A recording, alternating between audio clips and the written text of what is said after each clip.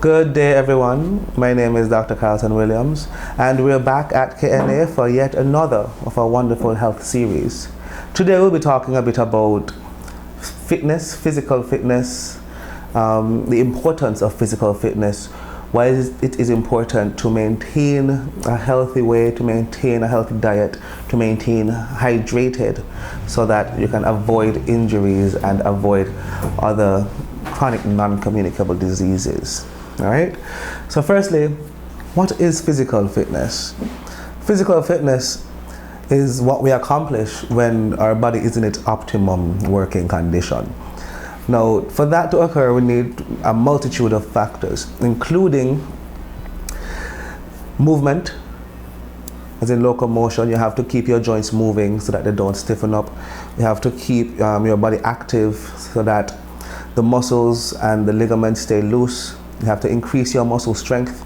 So things like walking, going to the gym, doing Pilates, yoga, all these are different types of physical fitness, and they help you to get physically fit. Now, although there are some persons who have bigger body types, they would say, oh, they're not physically fit. However, those persons with the bigger body types can be because of a varying number of consequences, such as different medical conditions that they might have. Some persons, they might have a more genetic predisposition to having a larger body frame than others, because sometimes, in many cases, you find that slim persons aren't usually fit persons. All right? It's important to note that, because some of us, we have this thing where, oh, I don't look like this person, or I don't look like that person. But that does not mean that that person is healthier than you are. Okay? So body positivity, guys, just putting it out there, and love yourself. All right? So it's important to do some cardio exercises, which include walking, jogging, running, endurance, because this helps to keep your heart healthy. It helps to improve circulation. It helps to improve your lung function as well, especially for persons who have risk factors such as smokers and drinkers. Walking and running can help you live a longer life. Okay? It helps your lungs to regenerate. It helps your heart to beat faster. It helps to clean up your arteries just a little bit. Okay, so it's less likely for you to get a heart attack, or if you do get one, you're more likely to survive once you do exercise. Okay, we have different types of fitness. Now it's important to know what your fitness goal is and what you want to be. If you want to be overall more healthy, then you can find a gym and have a trainer, and then tell them your goals. I just want to be a bit more healthy. I don't want to look buff. I don't want to be in the Ironman competition. I don't want to have these heavy muscles on me, because that's not your goal. And they would help you achieve those goals. For example, if you want to lose a bit of weight, then it's recommended that you do more cardio, more endurance, more running, more jogging, more walking. If you want to strengthen your muscles, not make them bigger, strengthen them, it is important that you do, if you're going to the gym, that you do repetitions as opposed to increasing weight. If you want to get bigger muscles, you want to, look the superhero part, then you're going to want to have an increase in weights with lower repetitions. All right? Now, those are some things that are important to know, because some persons, they tend to go to the gym and say, oh, I'm going to the gym, I'm going to be fit. But yet, they go to the gym, and because the workouts don't match their goals, they are a lot less fit than they would like to be. All right? You find persons, they go to the gym and they do workouts, and they're more in pain after they do the workouts than before they do the workouts. They're going to the gym for 2 weeks, 3 weeks, 4 weeks, but they can't find out why is it that they're having this constant lower back pain. All right, and it's probably because they're not either not doing their workout correctly, or they're doing the wrong workout for their goal and their body type. All right, so it's important to note that not everything is for everybody. All right, so what is good for the goose may not be good for the gander. Okay, now I want to speak a bit about nutrition, because nutrition is something that is very important, especially in maintaining a healthy lifestyle, maintaining a healthy body weight. All right, now it's important to put in what you take out. Your caloric intake should equal your caloric output. All right, that's just basically saying what you put in is what you put out. Say if you're putting out 2,000 calories per day, you need to be eating 2,000 calories per day, and that would maintain you at your optimum level. All right, there are various food groups that are important to eat, and especially important to know what they're for. Right, you have your carbs. Your carbs are like your starches. You have your rice, your grains, your flour, your bread, spaghetti, macaroni. These are your carbs. And what the carbs do, they break down into sugars, and then those sugars are the first line of energy for the body. All right, that's what they use first for the energy.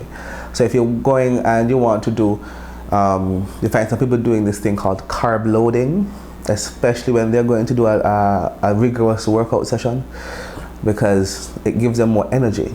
Lots of athletes, they do more carbs pre-competition before a match, because the carbs would then be a resource for them to call upon for that energy that they would need to continue the match and to play to their best ability. You have your proteins. All right, your proteins, those are for your muscles.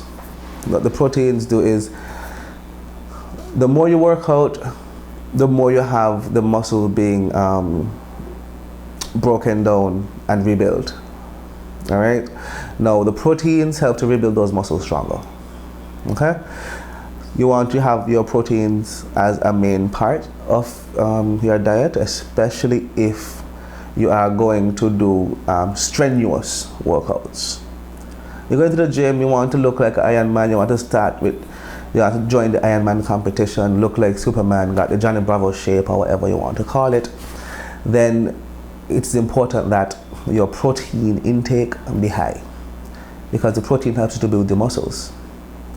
All right, have to make sure you take your vitamins, your vegetables, your minerals, because these are sources of non-essential minerals, or non-essential minerals which we don't produce in our body.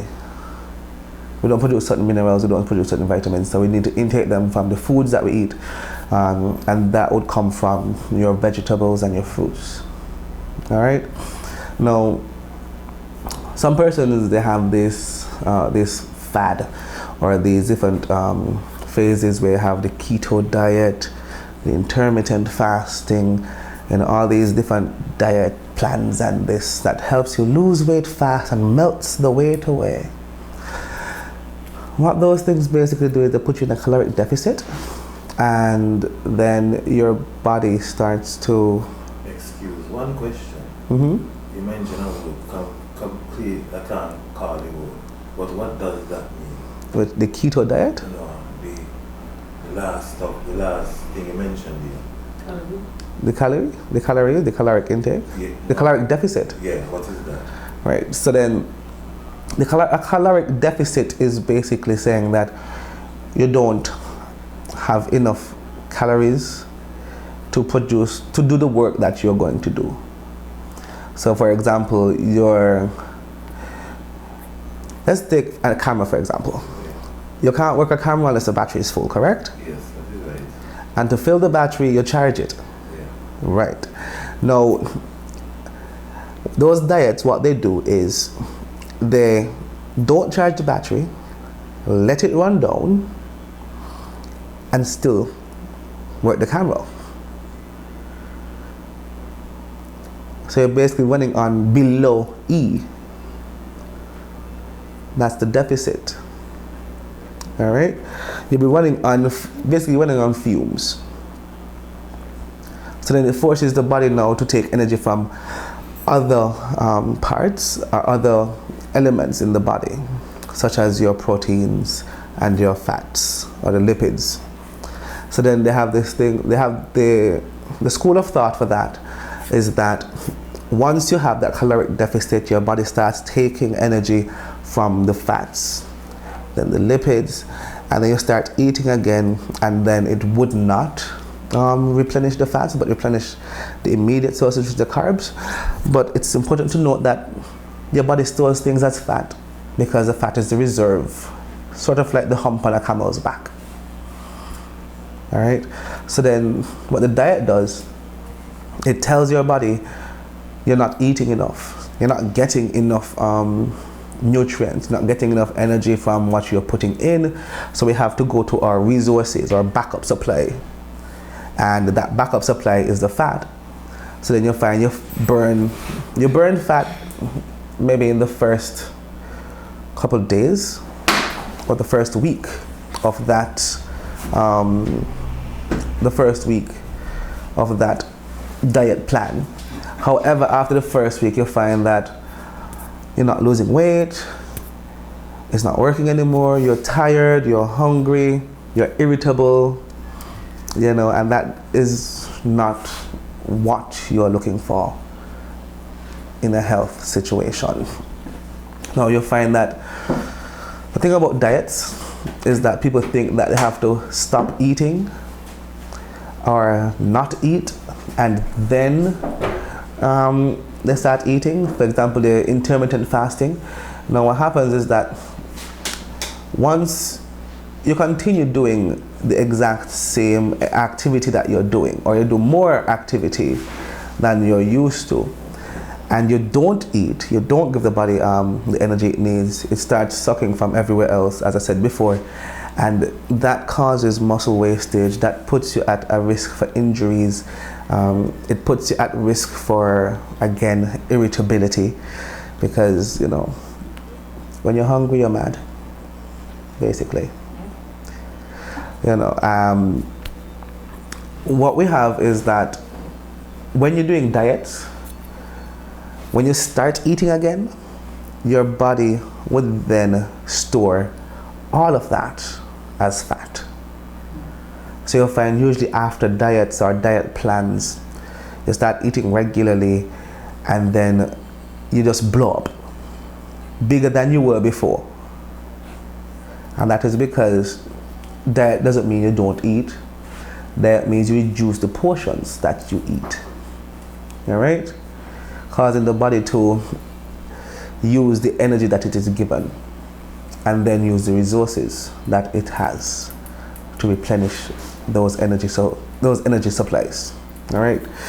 Now, hydration is a very important part of all of this because your body is 70% water. Water, not juice, not Coke, not soda, water. So everything you do, you would need water. All right? The human body can last 3 days without hydration before death. Whereas opposed to eating, you can last 10 days without eating. All right, but you can only go 3 without drinking anything. All right. Now, what happened is that some persons, they have this thing where, oh yeah, I drink my fluids. What fluids do you drink? Oh well, I drink a soda, I drink a juice, I drink a Coke. But do you drink water? Well, not really. I drink some water today. How much? I drink a lot. How much is a lot? A cup. A cup of water is not enough. It is not. one should really consume about eight 4-ounce cups of water per day. All right, at least 8 4-ounce cups of water. That would give you an adequate hydration level, and once you do that daily, then you would find that you feel a lot less tired, your urine is clearer, you feel more energetic, your skin clears up. You'll be surprised at what a little water can do. Also, all those persons with a lot of really bad acne, who have skin conditions, and they still wouldn't stop drinking the sodas and the juices and stop eating the chocolate and drinking the milk and all these other things, you know, just try a little bit of water. Try and drink water every day, and you'll see the difference in how your skin looks. All right? When you drink that water, it also helps you to feel a bit fuller for a bit longer. So you would find that you wouldn't have the need to be eating every 2 hours. All right? Once you're hydrated, then you realize that, hey, I really don't need to have a snack an hour after I've done breakfast, because you're hydrated. There was a saying my grandmother used to say, when you're hungry, drink some water, and you'll realize you weren't hungry at all, you were just thirsty. All right? So that's something that she used to tell us all the time, and it was really, I never really got it until I tried it, and I was like, oh, that's what she meant. Okay, so just try drinking a bit more water and you'll see. You have, it increases the elasticity of your ligaments and your tendons. You're less likely to have injuries. It doesn't specifically increase muscular strength, but it increases muscular elasticity. Once you're hydrated, your eyes, you'll see clearer, you have less blurred vision. Your eyes clear up. Again, your skin clears up. All right? Your breath smells better. Just a little bit of water. It's what your body's made of. It's what your body needs. All right? So we had hydration. We spoke a bit on hydration. We spoke a bit on nutrition. We're going to go into a bit more of the social benefits of sports and exercise. Now, as we know, human beings are biopsychosocial entities where we have biological needs, psychological needs, and social needs. All right. Now, those social needs, sports can help us with the social needs and some of the physical needs, because once you start doing exercises or doing sports, you'll find that you are now in a different environment where you have persons with the same interests that you have working to achieve the same or similar goal, which would therefore mean that you are socializing, creating bonds, forming relationships with these persons. It helps to build a sense of character. It helps to build a sense of togetherness, a sense of belonging. So for persons who are feeling like you're depressed, you have anxiety, you feel like you don't fit in anywhere, try playing a sport. The camaraderie of teamwork is a powerful thing. Try a walking group. Everyone pushes each other to go past their limits, to go past their boundaries. Pushing you, showing you that yes, you can achieve it, so don't feel bad about yourself, because you can do it. All right? We have social benefits of the team, where you are less stressed, you have less depression, You have a wider social network. You have essentially a second family. All right, it's a person you can confide in, persons who cheer you on when you're doing good, and when you're slacking, they give you encouragement. All right, they're not there to fight you down. They're not there to make you feel bad about yourself. They're there to help you to get to your goals, because everyone has similar or the same goal. All right, let's take football for example. Tracy, I have an SKNFA shirt. I'm the medical personnel for the SKNFA, one of the medical groups. We have we have a group of us who will provide medical coverage at the SKNFA, and being close to football, it's taught me so much. It's taught me a lot about the importance of teamwork, the importance of team building, the mental, how you say this, not readiness, but it's taught me, it has so much mental benefits, because the players, they come, you see many different players, and each of them in their teams, mental strength, right? Each of them in their team, and their team, anything happens, that is their family. That's their ride or die.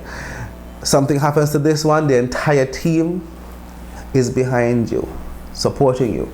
You know, and that's what sports does. It gives you a niche. It gives you a comfort zone. You know, it's a place you go where you can express the things that you can't say, or that you don't want to say. You leave it out there on the field. You leave it in the gym. You leave it on the court. All right, you leave it on the road, because sometimes you have persons walking, and you might say, "This person here walking every day by. They want to get fit," but maybe they're just clearing their head,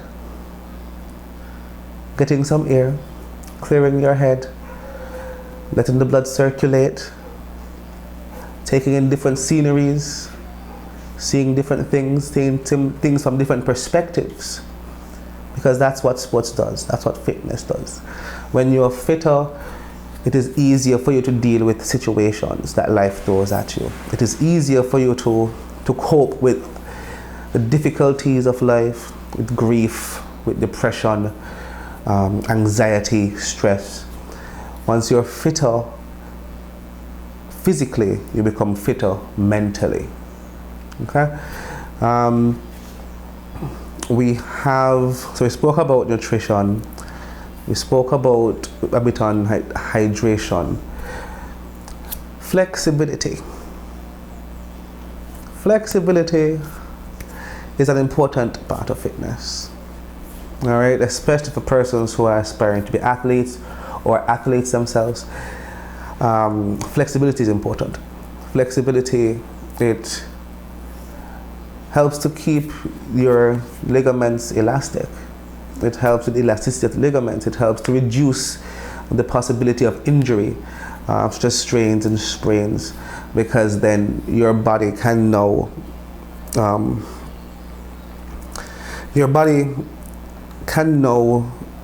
accept or can handle that hyperextension or that hyperflexion.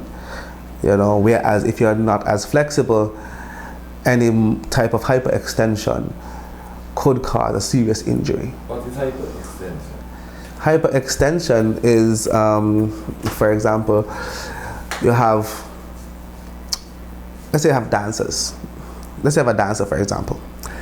You put a dancer next to a regular person, all right? And let's say you extend your arm, right? This is a regular extension, right? Whereas a hyperextension forces the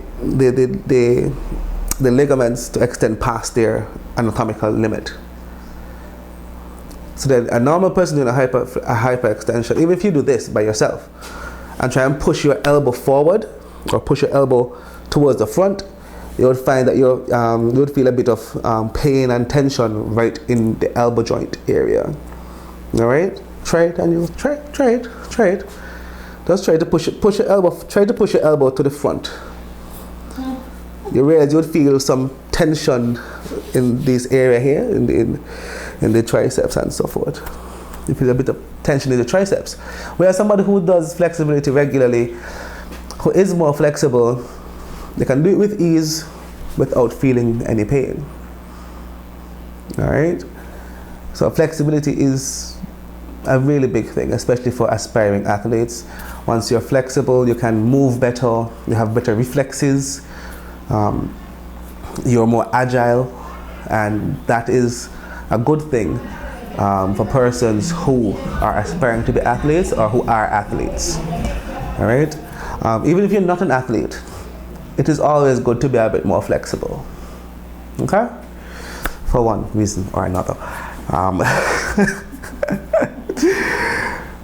To get your flexibility up, you can do yoga. There's yoga, we have Pilates. You can do your own flexibility training and stretch. You know, you can you touch your toes about 10. When you wake up in the morning, you're going to the shower, you touch your toes. That helps a lot with back pains, helps with arthritis. It helps you. It helps you to become a bit more flexible.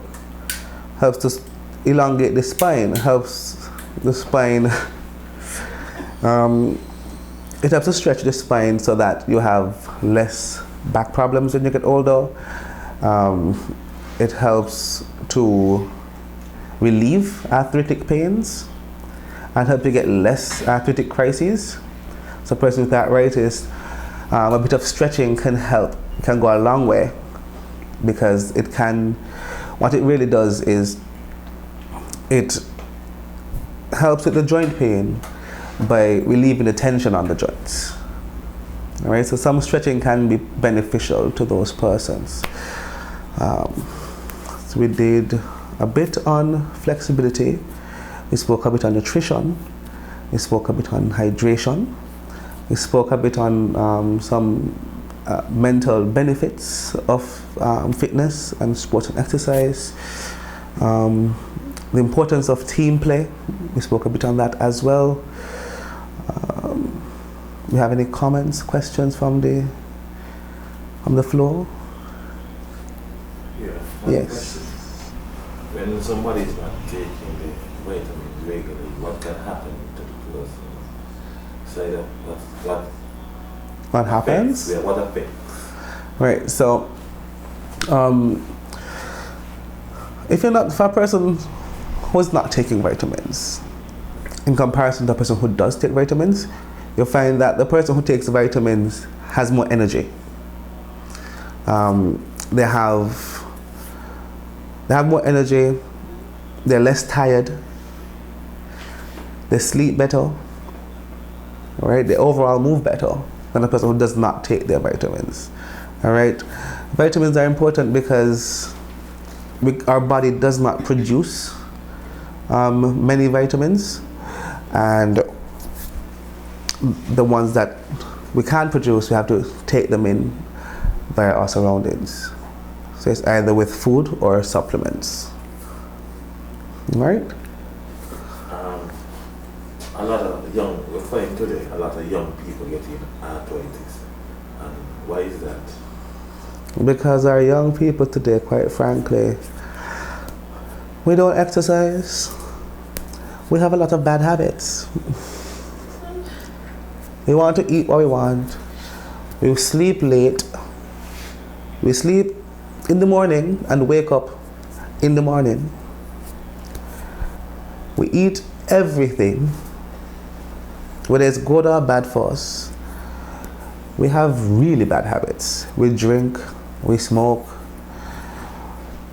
You really smoking? I said we as young people in general, not me. I heard you touch about the smoking with the exercise. Mm-hmm.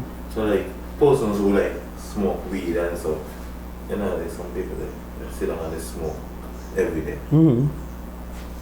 That what does that do? Like, they're not exercising, but they sit down and they're smoking, just smoking every day. Well, one, they have a sedentary lifestyle, which means that sitting down every day is not good for anyone, no matter what you do. All right? Because what that does, your muscles don't get a chance to move, they don't get a chance to extend and to fulfill the different roles. You are more tired, your food doesn't digest properly. That's just from the sedentary lifestyle alone. Adding the smoking to that, you would find that some persons, or most persons who smoke, who don't do any activity at all, they tend to be more prone to cough and colds because their body is not resisting it anymore. Their body is not active. So their anti-inflammatory processes are slower as opposed to if they were active or if they were more active. All right? Now, smoking itself is bad. Smoking in itself is bad. All right? And one really should not smoke. But some people say that they smoke for comfort. Some people say that they smoke because it's something to do. Some people say that they smoke because it takes them away from whatever drama they have going on in their lives. Some people say they smoke because it makes them feel good. All right? Those are just chemical processes. Sometimes the smoke does cause a release of endorphins because it goes directly to the brain. But an alternative to smoking could be physical exercise. It's something to do. It takes you away from the drama of your lives, or for daily lives, even for that moment. It makes you feel good. You'd be surprised at how good you feel after a good one. It is you feel accomplished, you feel refreshed. You know, you feel revitalized, rejuvenated after a good one. Whereas after a smoke, you feel drained, you feel tired, you're sleepy, sometimes not even hungry anymore. Sometimes some persons that they experience a sensation of, well, it depends on what you smoke. Or some persons say after they smoke, they just want to lie down. They don't want to do nothing. They don't want to go nowhere. They don't want to talk to nobody, just smoke and go lie down. Now, as you know, that is detrimental to your mental health, because especially if you are already having depression issues or anxiety issues, after you smoke, yes, they say, oh, it relaxes you, oh, you get relaxed, you feel mellow. After that mellow part wears off, your depression is still there. It's basically a crutch that they're using, or a crutch that is being used to try and avoid something that you eventually have to come back to anyway. All right, so for persons who smoke, I'm not one to tell people what to do with their lives. I mean, I can't make you do something. I just make suggestions. I'll suggest to reduce the amount of smoking that you do and increase your physical activity. All right, because eventually once you start reducing the amount of smoking that you do and increasing your physical activity, eventually it becomes easier and easier to stop smoking, and easier to do physical activity. And then the physical activity would now become what you do to get away. All right, you feel, after you finish your physical activity, you feel better about yourself. It raises your self-esteem.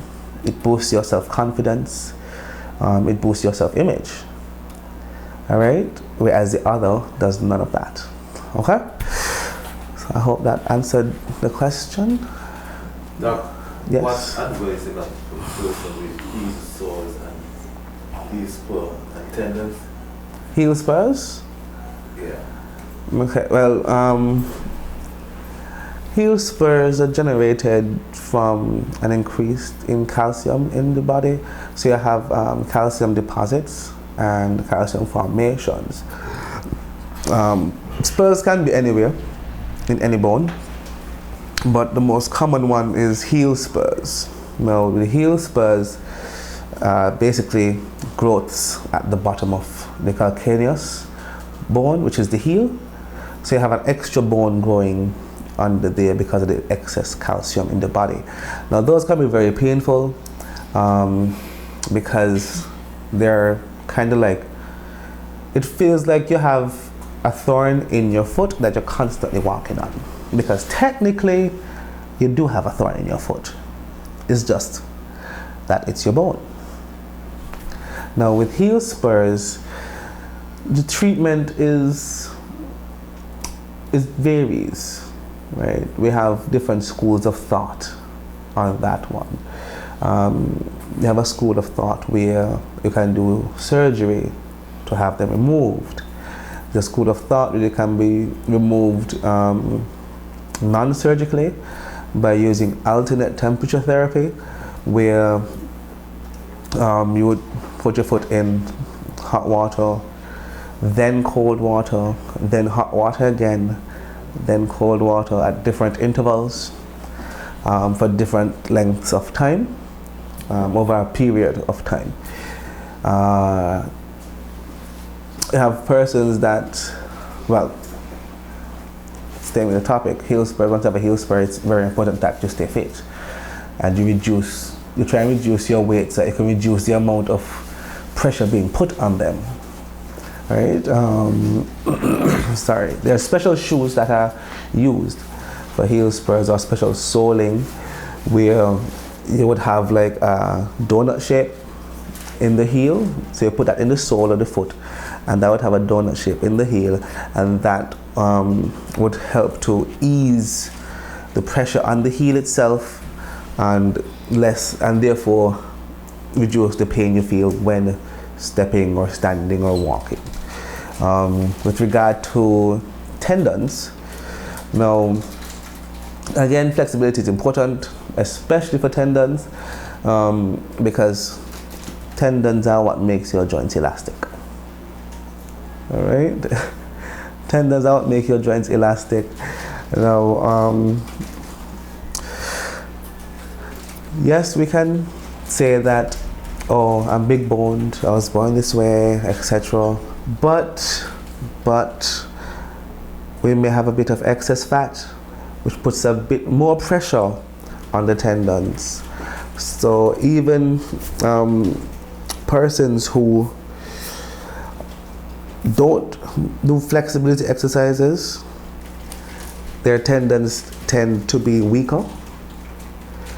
Therefore, they are more prone to get tendon injuries such as tendonitis, increased tension in the tendons. Persons who sit for long periods of time, when they go to stand, they're feeling pain in the knees, in the legs, in their ankles. You know, some persons can have calcification of the tendons, where the tendon basically becomes hard and calcified, right? Or bony, becomes similar to bone. So instead of it being flexible, it's rigid and it's hard. That can be painful. You find sometimes some persons, when they wake up in the morning, to move their feet or to move the ankles, it's painful moving the ankles. And then throughout the day, the pain eases up throughout the day. And that is because, one, you might not be hydrating enough, and two, you're not doing any flexibility exercises. All right. Also, walking is important. Walking is important because it helps keep your body and your tendons healthy, helps keep your tendons flexible, helps keep them doing their job. All right. Imagine for a second you have a door hinge. You're talking about the walking, right? Mm-hmm. With the thing. Even if you got pain, you do the walking? You can walk with the pain, but not at the extent that you would if you didn't have the pain. Now what happened is that sometimes persons who have pain, we tend to use pain as a crutch a lot and as an excuse to not do a lot of things. Even if it's minor, you might have, I wake up this morning, my ankle hurting me, but I'm going to walk in. But yet, you could be in town, back and forth, doing the same walking that you could have done in the morning. And then the reasoning is that, I got to get this work done. I got to get these bills paid. I got to do this. And if the pain cannot impede you from doing that, then it should not impede you from doing a bit of walking. Instead of with the early morning. Getting up and jumping in the car in the morning, just walk on the road. Yes, that could help. That could help. Right, that helps a lot, because just a bit of walking, a little bit of walking every day goes a long way. All right, a little bit goes a long way. It helps you to maintain flexibility. Again, it helps your body remember the sensations of the extension and the flexion. It helps your body to stretch out as well, instead of being in that same crunched position consistently.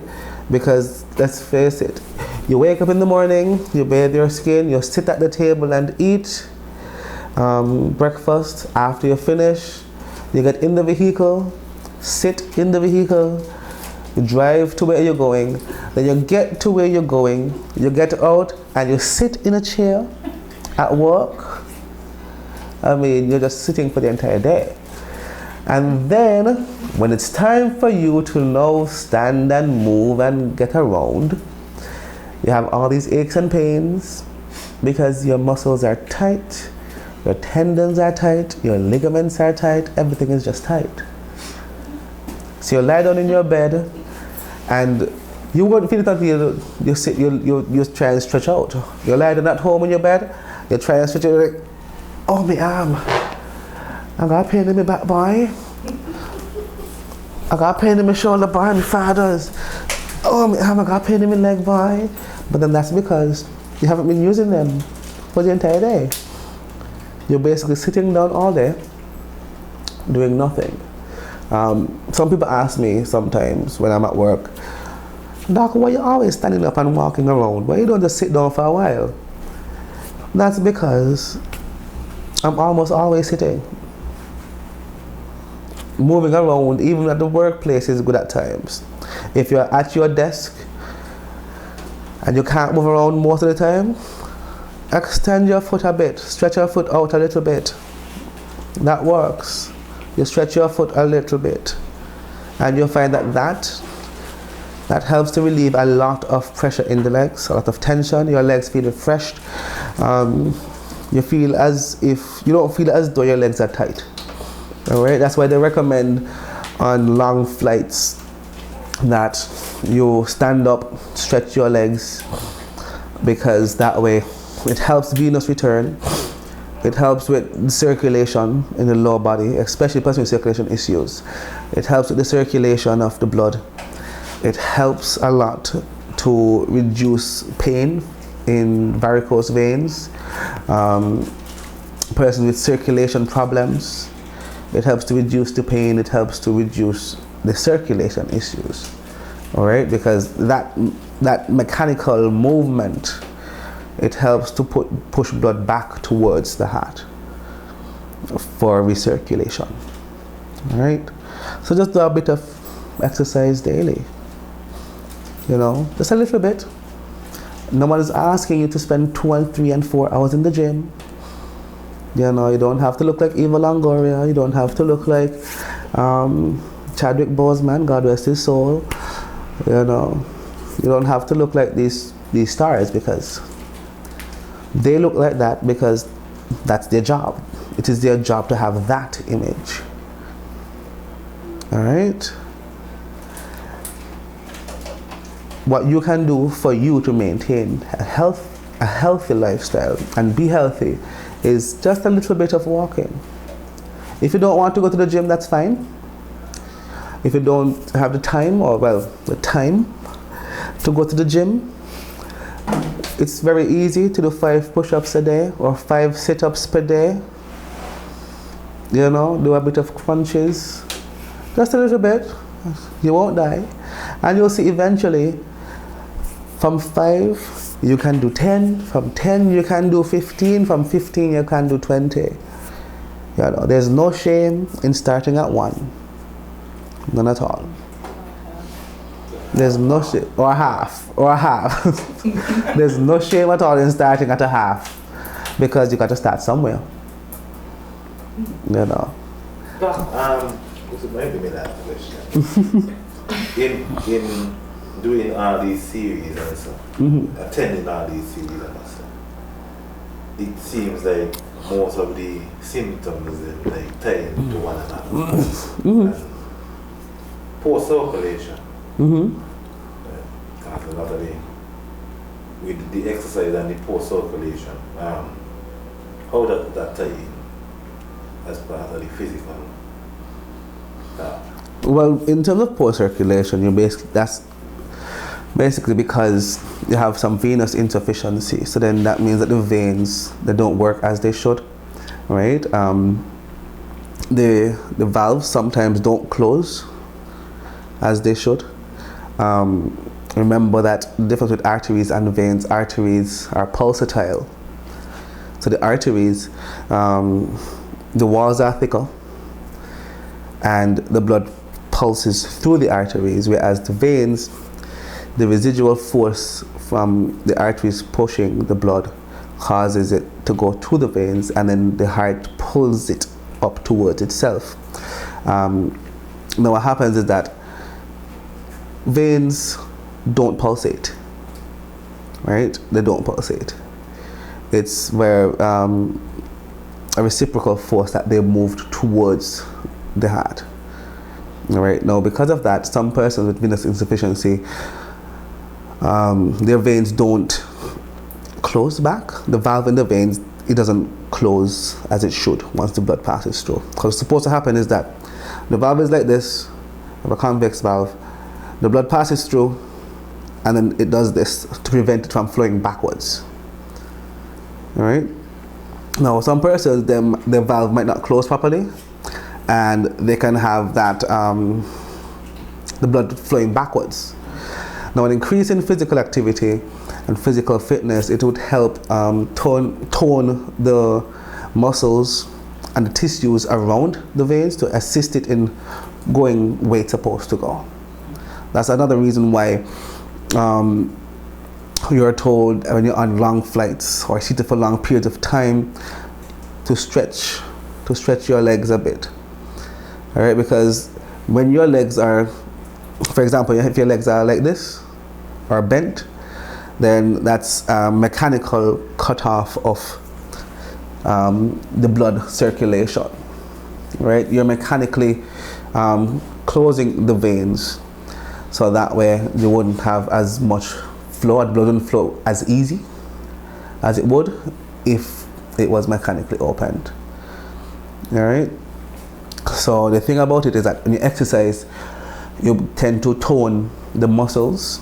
And to tone the muscles, it increases the contractile force, and that contractile force then helps to push the blood back up to the heart. Right? So it's important to exercise, especially if you have circulation issues. Exercising, even cardio exercises, it helps to tone the heart muscles, so that it can pump more effectively, all right? And that the circulation would get a lot easier. Okay. Is anything out there you like the public to know?